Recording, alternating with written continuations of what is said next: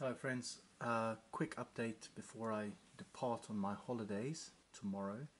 I'll be off in Houston for the week with work and then off to the UK and then Greece and then back again in about 2.5 weeks time. So this is the November update that basically shows you what I'm going to get painted, because I don't know if I'll really have much time by the time I get back to have much to show you for the rest of the month, so I suppose we'll have to see. So obviously the big thing is I'm going to be at Warfare 2024 in Farnborough this year.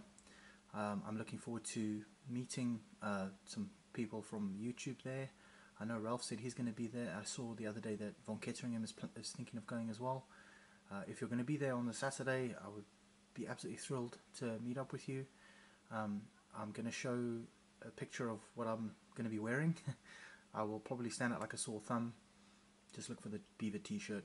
It's green, you can't miss it. I'm quite a large guy, so you can't really miss me. Okay, so this is the output for this month so far. You'll notice some unbased stuff here.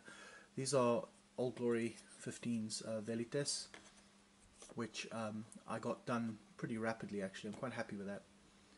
But they're not based because I've run out of bases. I just don't have any more 40 by 20 bases, so those need to be ordered. And then I finished off the Normans that I showed you a while back that were work in progress. I'll show you close-ups in a minute. That Boer that I showed you last time, I've based him up. I've decided to go for Death in the Dark Continents basing standard, which is a 40 by 30mm base.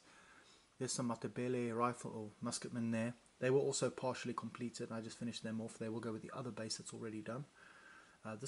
These Matabele were picked up as part of like a North Star goodie bag type thing that they did a few years ago, where you would basically pay like a flat rate and you'd get a grab bag of whatever, and I got some Matabele, so I figured I might as well paint them up. They're pretty versatile and you can use them for pretty much anybody in Southern Africa, you know, for any of the tribes that have musketmen, so like later Zulus or whatever, Bambata Rebellion, that kind of thing. In the front here we've got some Roman Hastati from Old Glory 15s. I finished those up yesterday. Actually I just finished basing them this morning really. Then there's some Numidian cavalry here. I've just kind of committed to having some Numidian stuff on the table at all times, so I've got 2 stands of cavalry done. There's a base of Caesarian or Marian Romans which are now complete. They're kind of my test base really. And then I did a battalion of War of Spanish Succession British. These are, I think they're the 10th. They're the 10th Regiment of Foot. These are 6mm figures. So I'll show you now up close.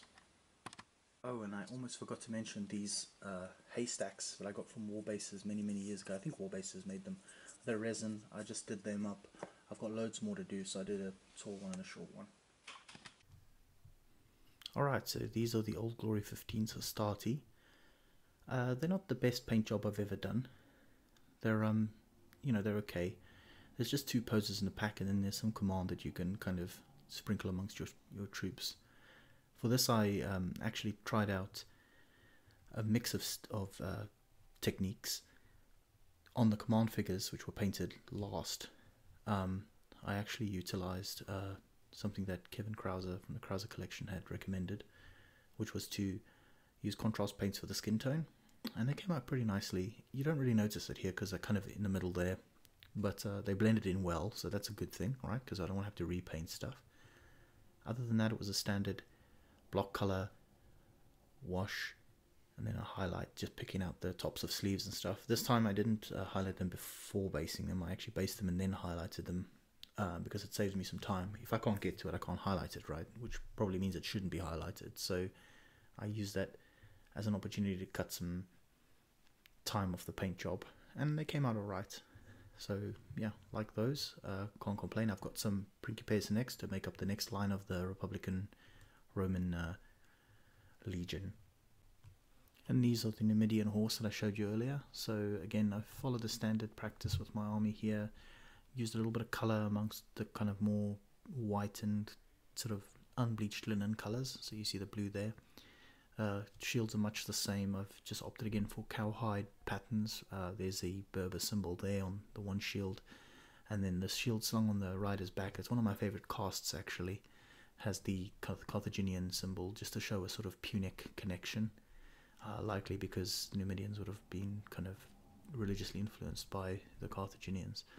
yeah, they came out pretty nicely. Used some coat to arms horse tone colours there. Made the mistake of putting the same colours on the same base, but whatever. You know, I'm sure that would happen in reality. So those came out pretty nicely. Yeah, can't really complain. They're pretty nice sculpts. Specifically the one in the foreground, he just looks really good. The way he's gripping the horse's mane in lieu of reins is just phenomenal. So here we have a 6mm Baccus battalion of War of Spanish Succession, British foot. These are the 10th Regiment of Foot. In this case, I used my standard method, although you'll notice if you compare this to some of my previous stuff, I've actually trimmed, I think, a figure off each base, 2 figures off each base, sorry, a file of each base. I think it was just looking a bit dense. I'm not quite sure. I might make the middle base a little bit wider, like in terms of the number of figures. But yeah, I think it came out okay. It doesn't look as continuous potentially as it should do, but I think it's fine. You know, again, the middle base might benefit from an additional file, but I'll decide that later. Other than that, yeah, it took me about an hour end to end to paint the entire battalion. That doesn't include the flag and the basing, of course. Flag is by Baccus. The Baccus flag sheets give you way more than you need because it gives you 2 flags per battalion, and you only get 1 standard bearer. So I suppose you could probably double up on commands, but then it'll look silly because you'll have 2 drummers. So anyway, I just go for single flags for these British. And they look pretty good, I think. Again, the effect you're going for with 6mm is more that kind of mass effect, and the ability to put on big battles, and really get the sense of like battalions moving and so forth. The painting method I used here is largely the same as what I always use. So black, grey dry brush, white dry brush, followed by picking out the colours basically. And it works quite well for 6mm. It's a great little method. I actually used the contrast paints for the skin tones, and it worked quite well. The faces aren't quite as, like, you know, what's the word I'm looking for, like cherubic in terms of like shining, like, you know, a sun's kind of thing. They're a bit more dulled down, which I kind of prefer. So yeah, not too bad, although the contrast paint didn't, it works okay, I suppose. Yeah, so happy with that. And this is just a quick follow-up on some of the colonial stuff that I did. So the boer that you see there is the one that you saw in my last video. I decided to go for the Death in the Dark Continent basing standard, which is 60 by 30mm bases with 2 figures per base for the sort of foot that the boers are defined as. And yeah, came out pretty good, pretty nicely. The 2 Matabele figures were easy enough to paint. They were basically done anyway. I just had to do a few touch-ups and such. I think they highlighted the skin, that kind of thing. They look pretty good. Basing for this, I've gone for a much more arid looking, like high felt look, as opposed to my usual slightly more damp looking style. Just wanted a bit of change really. So I've been cracking out the sort of slightly drier, arid grasses and tufts and such. It looks good, I think. Okay, and then this is a unit of, well, I say unit, it's 2 elements of Newline Designs Norman foot. Quite versatile figures really. They can be used for anything from the Normans in Britain, of course, to wherever they may have fought, so Sicily, I suppose. But they could also stand in as crusaders in the First Crusades. Frankish knights, I mean, that's basically what they are. They can be used as mercenaries in Byzantine armies, you know, all sorts. So I've based them up on the ADLG standard, which is kind of DBX, more or less. So 60 by 60 deep, and then I've gone for 8 figures per base. Painted up really quickly, lots of chainmail, easy to do. I opted for sort of dulled, muted tones for the most part, with a few splashes of colour here and there, on the helmets in particular.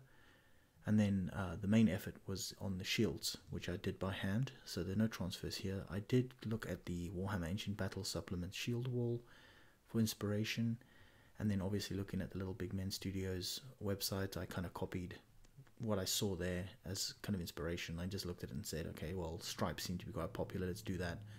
Some cross shapes, and that kind of swerved cross design looks quite nice as well. So I just kind of cannibalized it from wherever, and just kind of varied the colors to make it interesting. or to generate visual interest, I think. Newline figures rank up really nicely. They're not the most dynamic figures, which I like, because they are quite static. No, not static, but they rank up well. The only figure I had issues with was that chap at the back with his spear, who had to be recessed slightly back from everyone else, just because he was at a slightly odd position. But other than that, they came out really nicely. Very pleased with the way this unit's turned out, and relatively low effort, besides the shields, obviously. Okay, so this is the first of my Marian or Caesarian Roman bases completed, elements completed. Not massively thrilled with how I ended up basing these in the end, but I was kind of flapping at the end there. Initially I'd planned to go for sort of 3x3 base of 9, but I just found that they didn't really fit. These are I think they're Coppleston castings, and they just don't fit on the base like that unless you have all the same pose, basically. The Gladius upright or the Gladius forward will probably rank up, but the pylon throwing is just not going to work. So anyway, I ended up going to 8 figures and did a bit of a stutter there, as you can see at the back, and it's okay. I mean, it's a battle line, it's supposed to be more dynamic, but I think I've ended up with figures with the same pose behind each other 3 times on that base, so I'm not overly happy with that. Nonetheless, it's a start, and once they're in the kind of mass, you won't really notice them that much, I'm hoping. The main key points to note here, I've used Little Big Men Studio shield transfers, which were really nice. I used some of the bronzes that were recommended to me by viewers on YouTube. Thank you for those recommendations. They've worked out really well, thank you. And then I've also varied the tone of blue that I used for the tunics. So I've gone for everything from a dark blue to a sort of very light blue, just to make some visual interest again on figures that can be quite dull. So just to mix things up, you know, I want my Caesarian Roman legions to be a little bit less uniform than previous ones. So I don't mind if the shields look the same, but I want the cloth to be a bit more all over the place, just to kind of create a sense that these are like, you know, raised for a civil war, that their supply isn't quite as solid, and a lot of it's being privately funded. You know, that's the kind of idea. I've also gone for lots of mixed skin tones just to make stuff more interesting again, especially if these are in North Africa, that kind of thing. And then finally some Haystacks, not the most glamorous thing in the world, but yeah, just these are some really old resin casts that I got, I think, from war bases way back in the day.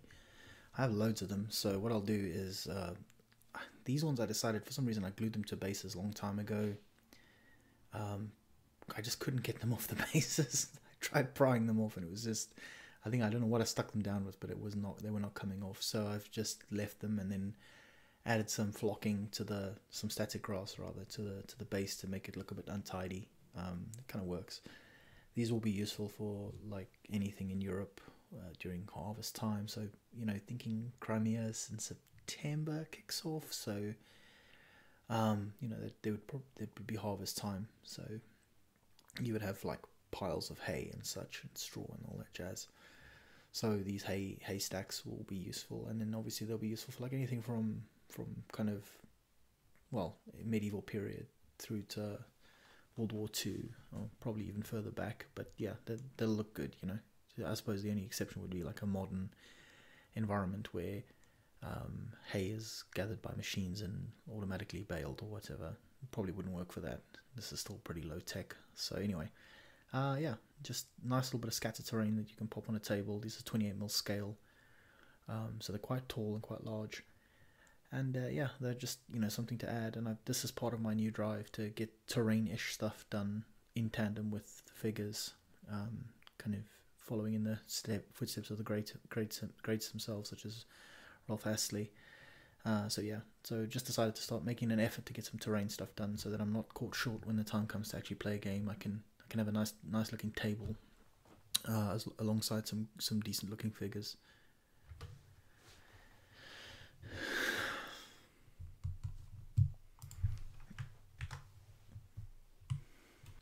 And then I just want to finish off this video by thanking you for watching as usual.